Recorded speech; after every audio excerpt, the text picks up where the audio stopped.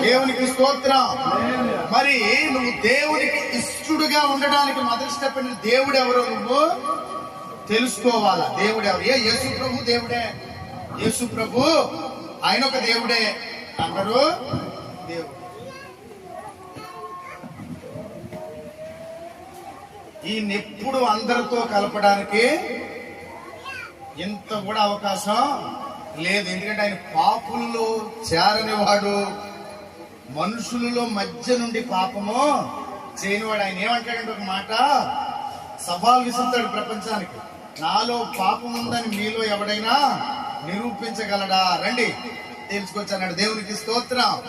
మానవ శరీరంతో ఉండి నేను కంటి చూపుతో గాని నోటి మాటతో గాని నాలో మీలో ఎప్పుడైనా పాపం ఉందని నిరూపించగలిగితే రండి అన్నాడు. దేవునికి స్తోత్రం.